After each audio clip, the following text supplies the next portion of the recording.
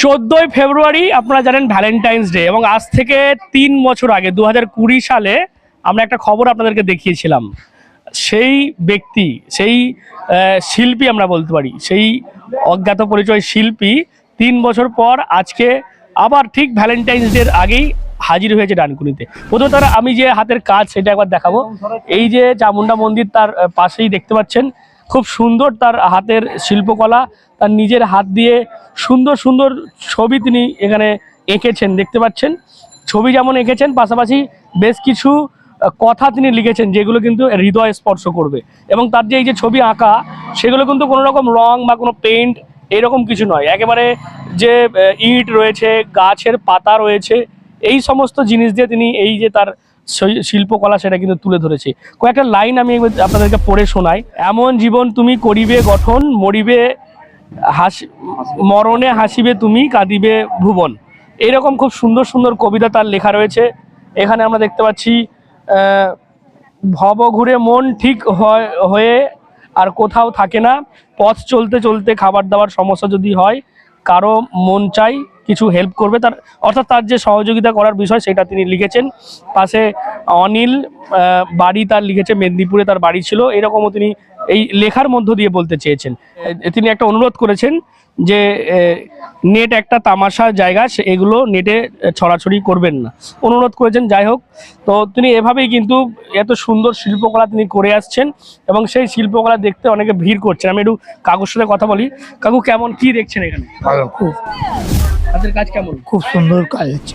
আচ্ছা, মানে মানে মানে আঁকাটা খুব সুন্দর সুন্দর হয়েছে এবং এভাবেই অনেকে ছবি তুলছেন। বলছি কেমন লাগছে আপনার? খুব ভালো, খুব ভালো, খুব কি এঁকেছে এটা?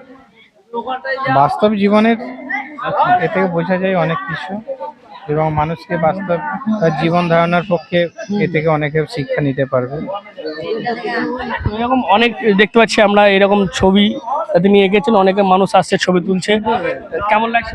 খুব সুন্দর, হেভি, দুর্দান্ত জিনিস করেছে। কখন থেকে মানে উনি আছেন এখানে? এটা বেলা 2:30 থেকে 1:30 থেকে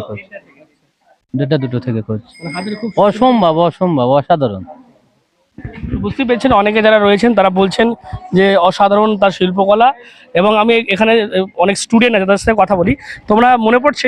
হ্যাঁ হ্যাঁ, মনে পড়ছে। আমরা শ্রীরামকৃষ্ণ স্কুলের সামনে দেখেছিলাম আমার আঁকাটা, তখন আমরা চামড়া মন্দির সামনে এখন দেখছি আঁকাটা খুব সুন্দর আঁকা এঁকেছে।